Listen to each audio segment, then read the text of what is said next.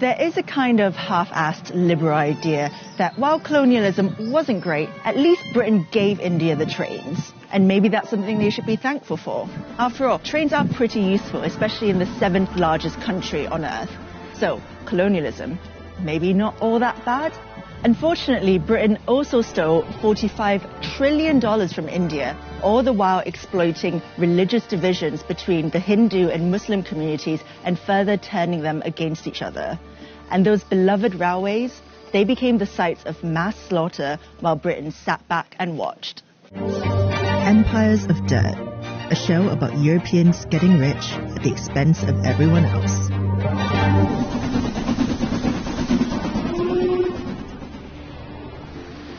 Britain first got involved in India through the East India Company, which had its headquarters right here on Leadenhall Street. A private company owned by London stockholders, the East India Company grew over the next 300 years to become a quasi-governmental body with its own army and laws responsible for trading spices, cotton, silk and tea all over the world. By 1858, ownership of the East India Company had been transferred to Queen Victoria after the failed Indian Rebellion. Trains were the brainchild of British engineers. The East India Company would use railways to transport exploited resources like cotton and coal more efficiently around India. And it worked. Between 1853 and 1924, a railway network was created to help Britain extract from India relentlessly. And it's not like we gave India the railways either, by the way. We made India pay for them, and we ripped them off in the process. Despite Indian mechanics having their own efficient, cheap designs, Britain made India buy trains from them. Between 1854 and 1947, over 14,000 locomotives were imported from the UK to India. Initially, Indians weren't even allowed to work on the trains. They were staffed entirely by white people, from the board directors to the ticket collectors. The railways made little profit, but British shareholders who invested in its construction made vast returns, guaranteed at the expense of Indian taxpayers who had to pay for it. India's railways were basically like someone burgling your house, building a ramp to wheel all your stuff out, sending you a bill for that ramp, and expecting a round of applause at the end of it. Now that the railways were built, Britain could get down to the task at hand, squeezing India for every last ounce of profit. They were really good at it. In the 1600s, when the East India Company was established, Britain accounted for less than 2% of the world's GDP, while India accounted for almost a quarter of it. By the 18th century, Britain had become one of the most powerful empires in the world, while the prosperity of the Mughal Empire was fading fast.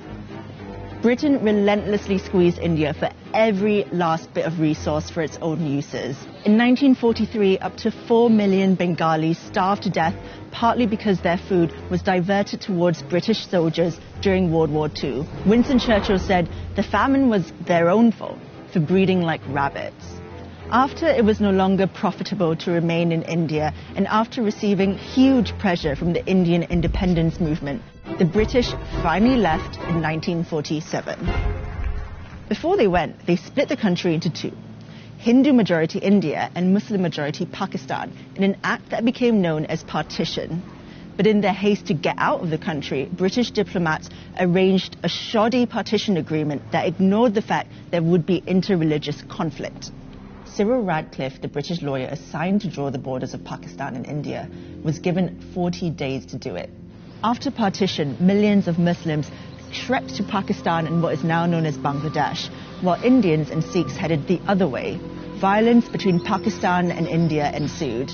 Within a year of the British leaving, 15 million people were displaced and between 1 and 2 million people were dead. Trains became the sites for mass murder during the migration. Trains filled with refugees crossing the border on each side were stopped, and everyone on board was murdered. Women were captured and raped. Carriages were set on fire with petrol, with people still inside. The only ones spared were the drivers, so they could transport their trains full of dead bodies to the final destination. The British knew about the train massacres, but they'd already washed their hands clean of India. Prime Minister Clement Attlee, writing to Lord Mountbatten, the last Viceroy of India in 1947, said, keep India united if you can. If not, save something from the wreck. In any case, get Britain out. Despite all this, the 4 million starved to death, the careless partition, the $45 trillion they stole from the Indian people, many don't think that the British did anything wrong in India. A YouGov poll in 2014 found that 59% of respondents thought the British Empire was something to be proud of, and only 19% were ashamed of its misdeeds. Trains, cricket, empire. What could possibly be wrong with that?